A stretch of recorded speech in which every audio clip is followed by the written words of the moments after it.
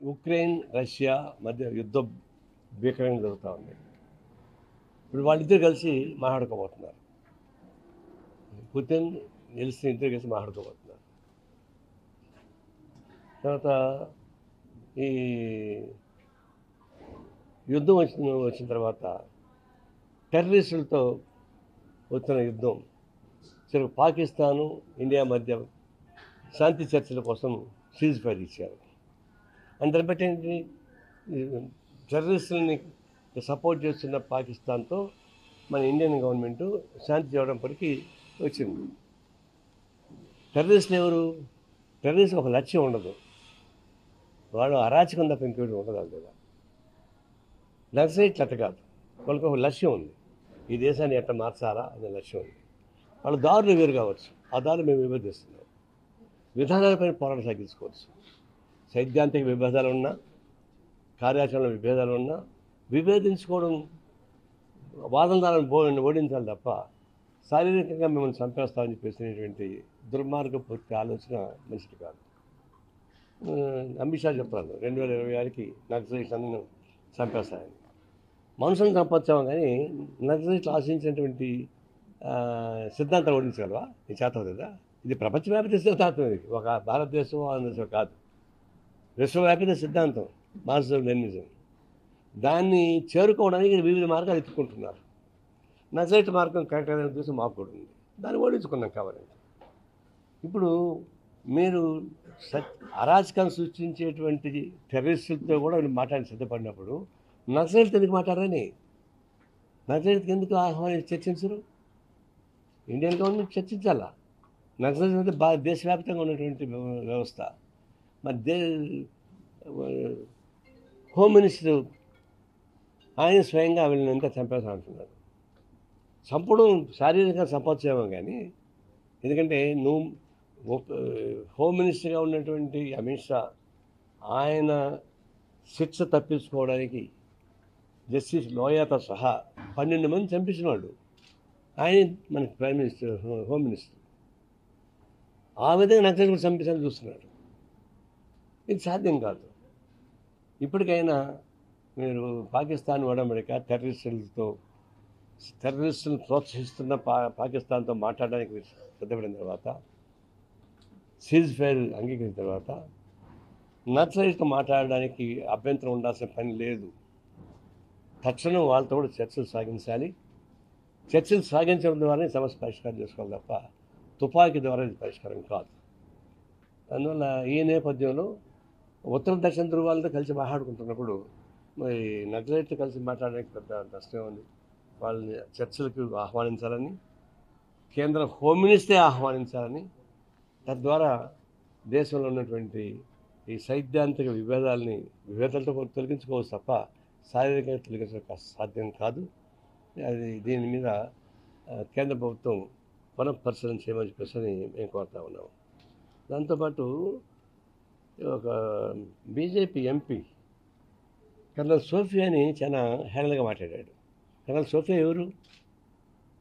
యుద్ధ భూమిలో నుంచి హీరోయిన్గా తయారైంది. ఆమె అందరూ సాగిస్తుంటే బీజేపీ ఎంపీ వాడు పనికి వాళ్ళవాడు ఎంపీ అంటారు, బీహార్ ఎవడాడు, తను హేళనగా మాట్లాడుతున్నాడు. వాడి జాతికి క్షమాపణ చెప్పాలి. బీజేపీ తక్షణం సస్పెండ్ చేయాలి, వాళ్ళ పార్టీ నుంచి. సస్పెండ్ చేయకుండా పోతే ఈ జరుగుతున్నటువంటి టెర్రరిస్ట్ జరిగిన యుద్ధానికి హీరోలుగా ఉన్న వాళ్ళని అవమానించేది కాదా? అది ఇంకోటి ఏంటంటే, జరుగుతుందని మనం చూసేది,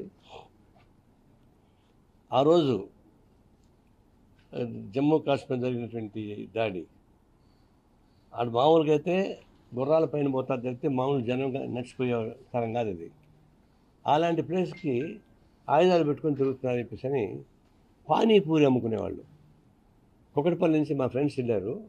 వాళ్ళకి చెప్పాడు, పానీపూరి అమ్ముకునేవాళ్ళు అయ్యా ఆయుధాలు పెట్టుకొని తిరుగుతున్నారు, మీరు కొంచెం జాగ్రత్తగా ఉండని చెప్పారట. అంటే పానీపూరి వాళ్ళకి తెలిసిన సమాచారం నిఘా బ్యాగ్ తెలీదా? జమ్మూ కాశ్మీర్ మేము కాపాడుతామని చెప్పి కేంద్ర ప్రభుత్వం తుపాకులు పట్టుకుని ఆ ప్రాంతానికి వెళ్తుంటే అందులో చిన్న స్పెషల్స్ కావు, స్టెన్ గన్స్, అవి దాచిపెట్టుకోవడం సాధ్యం కాదు. వాటితో పోతున్నప్పుడు ఎందుకు నిఘా బ్యాగ్ ఎందుకు ఫెయిల్ అయింది? పానీపూరి తెలిసి అంటే మాకు కూడా మీకు తెలియదా? ఇది అంతకీ వస్తున్నటువంటి వేధింపు కలిగించే ప్రశ్న. మరి తెలిసి ఊరుకున్నారా? మేలుకొని నిద్రపోతున్నారా? నిద్రపోయి లేపడం సులభం, మేలుకొని నిద్రపోయడం కష్టం, సాధ్యం కాదు. అందులో మేము మేలుకొని నిద్రపోతున్నారు నాకు అనుమానం. ఘటన జరిగిపోయింది. జరిగిపోయిన తర్వాత ఏమైంది? అసలు మొట్టమొదటి నుంచి కూడా మనం అమెరికా మధ్యత్వాన్ని కానీ మూడవ మధ్యత్వాన్ని మనం ఒప్పుకోం. జమ్మూ కాశ్మీర్ సమస్య ఇద్దరు పరిష్కారం చేసుకోవాలి తప్ప పాకిస్తాన్ భారతదేశం కలిసి పరిష్కారం చేసుకోవాలి తప్పితే మూడో శక్తికి వ్యక్తికి అవకాశం ఇవ్వమని చెప్పేసి మొదటి నుంచి మన ఇండియన్ పాలసీ. అనేక మాట ప్రతిపాదన తిరస్కరించడం. ఇప్పుడు మోడీ చెప్పగానే జీ హుజూర్ అని సీజ్ఫైర్ ప్రకటించేశారు. ఏమంతా మోడీ మీద ఒకవైపు మోడీ వాళ్ళకు 22,000 కోట్ల రూపాయలు ఇవ్వడానికి అగ్రిమెంట్ జరిగిపోయింది. అది ఇచ్చేట ముందర శాంతి ఒప్పుకోరాని ఆయన, లేకపోతే ఇస్తే బాగుండట్టు అని ఒక మాట పాకిస్తాన్ చెప్పించి శాంతి ఒప్పించుకున్నాడు. ఆ డబ్బులు వాడికి ఎందుకు ఇస్తాడు అంటే ఆయుధాల డబ్బులు వాడికి ఇస్తాడు. మోడీ గడ్డం చూసి నెగురుతుంటాడు ట్రంప్, ఈయన ఉత్సాహపడుతుంటాడు, యుద్ధం జరుగుతూ ఉంటాడు. చిత్తశుద్ధి ఎక్కడ ఉంది? అందులో కండిషన్ పెట్టాలంటే ఒకటే పెట్టాలి. ఇప్పుడు మన మీద దాడి చేసినటువంటి టెర్రరిస్టులు ప్లాన్ చేసిన వాళ్ళు 3 ఉన్నారు. వాళ్ళని తీసుకుని అప్పగించమని చెప్పండి. ఇప్పుడు 15 రోజుల క్రితం అమెరికా నుంచి ఒక టెర్రరిస్ట్ని తీసుకుని వదిలిపెట్టారు, అప్పగించారు మనకు. బాంబేలో తాజ్మహల్ హోటల్ పైన దాడి చేసినటువంటి కీలక సూత్రధారిని ఒకరిని తీసుకొచ్చారు. ఎక్కడ తీసుకొచ్చారు? మరి ఇప్పుడు వీళ్ళని తీసుకురాకూడదు? మా మీద దాడి చేసి ప్లాన్ చేసిన వాళ్ళు 3 ఉన్నారు. వాళ్ళ 3 మాకు అప్పగించండి, మేము శాంతి చర్చ రెడీ అని. శాంతి చర్చ జరిగేటువంటి మార్గంలో దీన్ని పాల్గొన్నటువంటి ప్లాన్ చేసినటువంటి వాళ్ళని భారతదేశ ప్రభుత్వానికి అప్పగించాలి. ఇప్పుడు పిఓకే మన పాక్ ఆక్రమిత ప్రాంతం ఉంది, ఇది ఎప్పుడైనా రావాల్సిందే. దానికి మనకు వచ్చేది చేసుకోవాల్సింది చర్చించి. ఈ నిబంధన లేకుండా మేము ఒప్పుకుంటాం శాంతికి, మేము ఒప్పుకున్న శాంతి అంటే మేము చెప్పినది అదే కదా.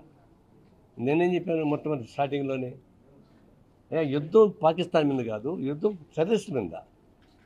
టెర్రరిస్టులను అంతం చేసేంత వరకు నిద్రపోకూడదు, దాని మీద మనం ఫైట్ చేయాల్సిందే.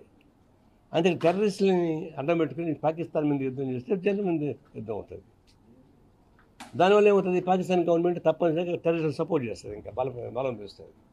అంటే టెర్రరిస్టులను బలం పెంచేటువంటి ఏ పద్ధతి చేయకూడదు. టెర్రరిస్టులను బలహీనపరచడానికి ఉపయోగపడే అన్ని ఎత్తుగడలు వేయాల్సింది. లాడన్ ఎక్కడ చంపారండి అమెరికా వాళ్ళు? లాడన్ ఎక్కడ షెల్టర్ తీసుకున్నాడు? పాకిస్తాన్ షెల్టర్ తీసుకున్నాడు, కానీ పాకిస్తాన్ యుద్ధం చేయలే. లాడన్ ఎత్తికి కోరి చంపేశారు.